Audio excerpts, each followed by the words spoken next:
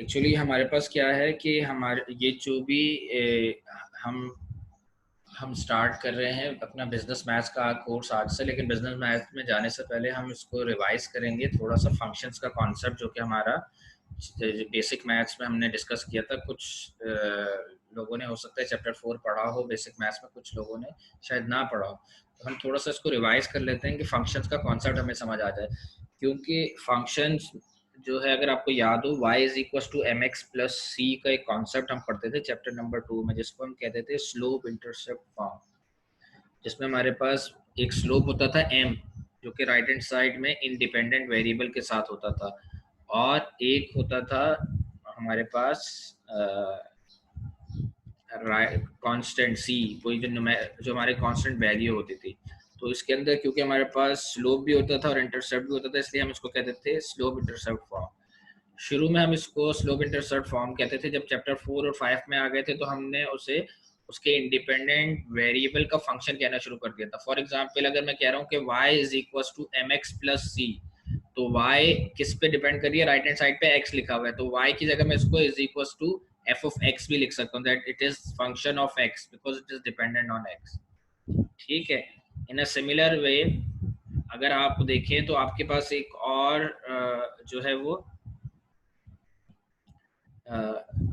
और भी हमने कुछ एग्जांपल्स वहाँ डिस्कस की थी, जिसमें हमारे पास जो है वो value of machine is dependent on time, तो v is equal to M T plus C का कॉन्सेप्ट होता था। तो v की जगह हम उसको एफ ऑफ टी भी कह देते थे, that is function of time. इसी तरह से क्राइम जो है rates is dependent on number of police officer assigned, तो c is the function of p right hand side, तो c की जगह मैं उसको f ऑफ p भी लिख सकता था, that is crime is actually dependent on police officer assigned. ये सारी बेसिक मैथ्स की चीज़ें मैं आपको रिवाइज करा रहा हूँ। तो अगर आप ये देखें, यहाँ ये इंपॉर्टेंट पॉइंट है, ये देखें, अगर आप इसको देखें, y is equal to F X, Y is equal to F X, यानी कि y जिसको कह रहा था y is equal to M X plus C था, तो y की जगह मैं इसको फंक्शन ऑफ x भी कह सकता हूँ। इसी तरह अगर मैं ये u वेरिएबल कह रहा हूँ, ठीक है, और वो आगे राइट हैंड साइड पे is equal to M V plus के लिखा हुआ है, यानी कि v वेरिएबल पे डिपेंड कर रही है, तो u की जगह मैं इसको फंक्शन ऑफ v भी कह सकता हूँ, एफ ऑफ v भी कह सकता हूँ, g ऑफ v भी कह सकता हूँ। ठीक है, ये देखें, y is function of x, तो y लिखूं या f ऑफ x लिखूं, एक ही बात है। ठीक है, जरा इससे रिलेटेड एक कॉन्सेप्ट पे आ जाते हैं। ये सारी वो चीज़ें जो मैं आप लोगों को करा चुका हूँ। देखो यहाँ z है, ये t पे डिपेंड कर रहा है, राइट हैंड साइड पे t है, तो z को हम क्या कह सकते हैं? z is the function of t।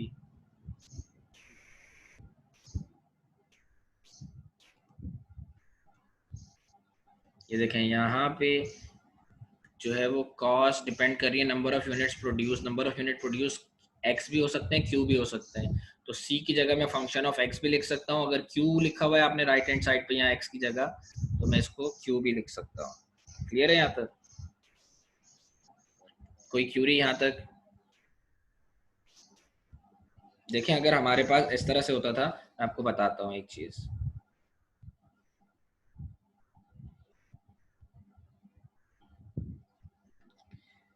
ठीक है, अगर अगर जो है वो मैं यहाँ पे लिख रहा हूँ आपको, ये देखें, अगर हमारे पास जो है वो लिखा हुआ है फॉर एग्जांपल y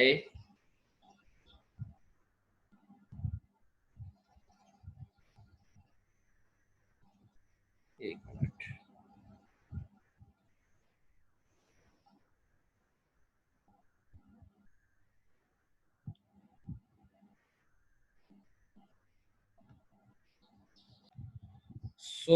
अगर आप देखें तो अगर हम किसी भी ऑप्शंस को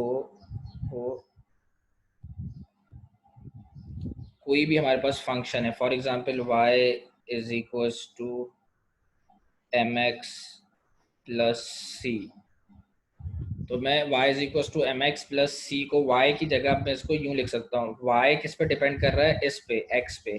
x क्या है मेरे पास? ये x मेरे पास जो है वो डिपेंडेंट इंडिपेंडेंट वेरिएबल है, इंडिपेंडेंट वेरिएबल, और y क्या है, डिपेंड, ये y डिपेंडेंट वेरिएबल है, y डिपेंड कर रहा है x की वैल्यूज पे। तो इंस्टेड जिस पे ये डिपेंड करता है उसका ये फंक्शन होता है। तो मैं इसको यूं लिख सकता हूँ, y की जगह मैं इसको f ऑफ x भी लिख सकता हूँ, f ऑफ x, या इस f ऑफ x लिखूँ या y लिखूँ एक ही बात है। f of x is equal to y is equal to mx plus c। और अगर मैं चाहूँ तो बीच से जो है वो y नहीं भी लिखना चाहूँ तो मैं डायरेक्ट यूं भी लिख सकता हूँ, f of x is equal to mx plus c। Clear है, mx प्लस c। सो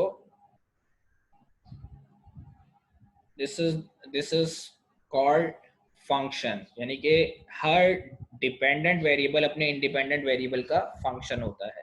अच्छा, प्रॉब्लम प्रीवियस केसेस में और न्यू केसेस में हमारे पास क्या है? प्रीवियस केसेस में हमारे पास जो है वो अगर आप देखें तो जितने भी हमारे पास प्रीवियस केसेस थे उनके अंदर हमारे पास जितने भी प्रीवियस केसेस थे उनमें लीनियर इक्वेशंस होती थी हमारे पास, और फंक्शंस हम ज़्यादातर लीनियर इक्वेशंस को देख रहे होते हैं, चाहे कॉस्ट फंक्शन हो, रेवेन्यू हो, प्रॉफिट हो, ठीक है, या कोई और डिफरेंट टाइप्स के डेप्रिसिएशन फंक्शन हो, value of machine is depending on time, तो टाइम के हिसाब से वो वैल्यू जो है वो जो है डेप्रिसिएट हो रही थी। यहाँ पे हमारे पास फंक्शंस जो है वो लीनियर भी होंगे और नॉन लीनियर भी होंगे, ठीक है। लीनियर लीनियर फंक्शन जो है वो लीनियर फंक्शन जितने भी हैं, हेलो, बात सुन रहे हैं? Yes sir. जी जी यस सर। जी तो सर। जितने भी हमारे पास लीनियर फंक्शन है वो क्या है हमारे पास? लीनियर फंक्शन में क्या होता है, अगर आपको याद हो तो कुछ इस तरह का ऑप्शन होता है हमारे पास कि लीनियर फंक्शन में हमारे पास जितनी भी वैल्यूज होती हैं वो क्या होती हैं, जितनी भी हमारे पास वैल्यूज होती हैं, जो भी, चाहे किसी भी दो पॉइंट्स के दरमियान हमारे पास स्ट्रेट लाइन होती है लीनियर। फॉर एग्जांपल ये देखें, ये एक इक्वेशन, एक हमारे पास एक्स एक्सिस और वाई एक्सिस है, लीनियर में हमारे पास स्ट्रेट लाइन होती है। किसी भी दो पॉइंट, एक पॉइंट ये रहा फॉर एग्जांपल, एक लाइन के ऊपर एक पॉइंट ये है और एक पॉइंट ये है, किसी भी दो पॉइंट के दरमियान अगर मैं स्लोप देखूंगा तो वो कांस्टेंट रहेगा, बिहेवियर मेरा जो है वो कांस्टेंट रहता है। फॉर एग्जांपल ये लाइन है यूं नीचे की तरफ आ रही है, तो इसमें हमारे पास इस पॉइंट के और इस पॉइंट के दरमियान जो भी हमारे पास स्लोप आएगा, दैट इज इस पॉइंट का, एक पॉइंट को मैं कह रहा हूँ x1 y1, दूसरे पॉइंट को मैं कह रहा हूँ x2 y2, ठीक है। तो चेंज आएगा स्लोप, स्लोप क्या होता है? Change in the value of dependent variable with respect to unit change in the value of independent variable, y2 minus y1 upon x2 minus x1, ठीक है। क्लियर है, ये स्लोप का फॉर्मूला होता है। ये चेंज कांस्टेंट है, किसी दो पॉइंट्स के दरमियान जो हमने चेंज निकाल लिया स्लोप पूरी लाइन में, वो चाहे वो इन्फिनिटी माइनस इन्फिनिटी से आ रही हो, कहीं इधर से कहीं से आ रही हो पीछे से, ठीक है, इधर कहीं जा रही हो और इधर कहीं जा रही हो, जिधर भी जा रही हो उसकी लाइन का स्लोप फिक्स रहेगा। अगर स्लोप की वैल्यू आ रही है 7 तो पूरी लाइन पे स्लोप सेम रहेगा, अगर स्लोप की वैल्यू आ रही है 10 तो पूरी लाइन पे स्लोप 10 ही रहेगा। What is different between previous basic maths and business maths? वहां हम लीनियर रिलेशनशिप्स के बारे में देख रहे थे, उनके दरमियान चेंज देखते थे। स्लोप क्या होता है? चेंज, तब्दीली, डिपेंडेंट वेरिएबल में किस शरह से तब्दीली आएगी with respect to independent variable के एक यूनिट चेंज होने में, यानी x 1 रुपए से बढ़ गया तो y पे क्या इफेक्ट आएगा? पहले 3 रुपए था, अब 4 रुपए हो गया, तो 4 - 3, लाजमी नहीं है, बड़े डिक्रीज भी हो सकता है, चेंज इसलिए कह रहे हैं, पॉजिटिव भी हो सकता है, नेगेटिव भी हो सकता है। पहले 4 रुपए, 3 रुपए था, अब 2 रुपए हो गया, इसकी वजह से y में क्या इफेक्ट आएगा? इसको हम कहते हैं चेंज स्लोप। तो पहले लीनियर इक्वेशंस थी, सारी इक्वेशन लीनियर होती थी, इसलिए उनका स्लोप जो है वो हमारे पास क्या होता था? लीनियर होता था। अब हम बिजनेस मैथ्स में जो है वो लीनियर नहीं, graphical equation, non linear equations का हम जो है वो कर्व देखेंगे। नॉन लीनियर इक्वेशंस कौन सी होती हैं? जिनके अंदर हमारे पास जो है वो नॉन लीनियर इक्वेशंस वो होती हैं जिनमें हमारे पास लीनियर रिलेशनशिप नहीं बनता, यानी कि क्वाड्रेटिक इक्वेशन, क्यूबिक इक्वेशन, जो है second degree equation, third degree, fourth degree, fifth degree equation, ये सारी नॉन लीनियर इक्वेशंस आ जाती हैं। इनके अंदर हमारे पास स्ट्रेट लाइन नहीं बनती, जब हम इनको प्लॉट करें कर्व्स बनते हैं, डिफरेंट टाइप्स के कर्व्स बनते हैं। तो कर्व्स में क्या होता है कि हर दो पॉइंट के दरमियान कर्व कहीं की स्टीपनेस कहीं ज़्यादा होती है, कहीं कम होती है, तो हर दो पॉइंट के दरमियान चेंज डिफरेंट होता है। फॉर एग्जांपल मैं एक कर्व बना रहा हूँ, अब मेरे पास कुछ इस तरह से एक ग्राफ बन गया, ठीक है। अब ये देखें, इसमें हर जगह डिफरेंट तरीके से जो है वो किसी भी दो पॉइंट के दरमियान अगर मैं चेंज देखूंगा तो डिफरेंट टाइप का होगा, कहीं बहुत स्पीड से नीचे की तरफ आ रहा है, कहीं इंक्रीज हो रहा है, कहीं स्लो डाउन हो रहा है, तो हर दो पॉइंट्स के दरमियान। तो अगर मुझे इस कर्व में जो है कहीं रिलेशनशिप देखना है, तो फॉर एग्जांपल मेरा एक पॉइंट ये रहा, एक पॉइंट मेरा ये रहा, और एक पॉइंट मेरा ये रहा, इन दो पॉइंट्स के दरमियान जो है मैं रिलेशनशिप देखना चाह रहा हूँ, तो मैं एक विंडो बना दूंगा जो कि इन दो पॉइंट्स के अंदर जो है किस हिसाब से मेरी कर्व में चेंजेस आए, पॉइंट नंबर 1 से लेकर पॉइंट नंबर 2 तक, ठीक है। तो ये कैसे निकालूंगा, यहाँ तब्दीली, इसको जो तब्दीली निकालूंगा x1 y1 x2 y2 की यहाँ वैल्यू निकालूंगा, इसको कहूंगा एवरेज रेट ऑफ चेंज। यानी कि एक विंडो बनाई मैंने, काफी बड़ी विंडो, और उनके दरमियान में चेंज देख रहा हूँ, तो इसको कहते हैं एवरेज रेट ऑफ चेंज, ठीक है। यानी मैं कर क्या रहा हूँ, अगर आप देखें तो, अगर आप इस चीज को नोट करें, तो मैं एक अच्छी खासी बड़ी विंडो बना रहा हूँ, अच्छी खासी बड़ी एक विंडो रख रहा हूँ। फॉर एग्जांपल अच्छी खासी बड़े साइज की मेरे पास एक विंडो है, तो इस पॉइंट से लेकर इस पॉइंट के दरमियान एवरेज चेंज क्या रहा, एवरेज ऑन एवरेज, ठीक है। इसको मैं कैलकुलेट कर रहा हूँ। फिर यहाँ पे क्योंकि हर पॉइंट के दरमियान अलग अलग चेंज आ रहा होगा, तो मैंने एक विंडो रख ली कि इस पॉइंट से लेकर इस पॉइंट तक क्या चेंज आएगा, इसको हम कहते हैं एवरेज रेट ऑफ चेंज। ये ये फिक्स नहीं होगा, हर पॉइंट पे अलग अलग आ रहा होगा। अच्छा, फिर मैंने क्या किया, मैंने अभी भी जो है वो चेंज हर दफा वेरी हो रहा होगा, मैंने कोशिश की इन दो पॉइंट्स को इतना करीब ले आऊं कि ये दो पॉइंट्स बिल्कुल उनके दरमियानी गैप बिल्कुल एक सीधी लाइन जैसा लगे, स्ट्रेट लाइन, ठीक है। यानी कि x का चेंज विद x का चेंज, यानी कि फॉर एग्जांपल x की वैल्यू है, यहाँ पे जिस पॉइंट पे मैं बात कर रहा हूँ, यहाँ पे x की वैल्यू है, फॉर एग्जांपल इस पॉइंट पे वैल्यू है x की 3, और दूसरी वैल्यू जो मैं लेके आ रहा हूँ, दूसरी वैल्यू इस 3 से इतनी करीब है कि उसकी उस पॉइंट का नाम है 3.00001। तो x में ना होने के बराबर चेंज आने पे, यानी कि उसी पॉइंट पे, नियर अबाउट उसी पॉइंट पे मैं दूसरी वैल्यू भी लेके आ रहा हूँ, ठीक है, ना होने के बराबर चेंज में। फॉर एग्जांपल ये विंडो को मैंने इतना शॉर्ट कर दिया कि पहला पॉइंट भी ये रहा, दूसरा भी यहीं पे है, इसी के करीब ही, देखें ये बिल्कुल करीबी पॉइंट है। ये विंडो मैंने नैरो डाउन करके बिल्कुल दो पॉइंट्स को बिल्कुल करीब करीब ले आया है, एक पॉइंट ये रहा, दूसरा भी ये रहा, ठीक है।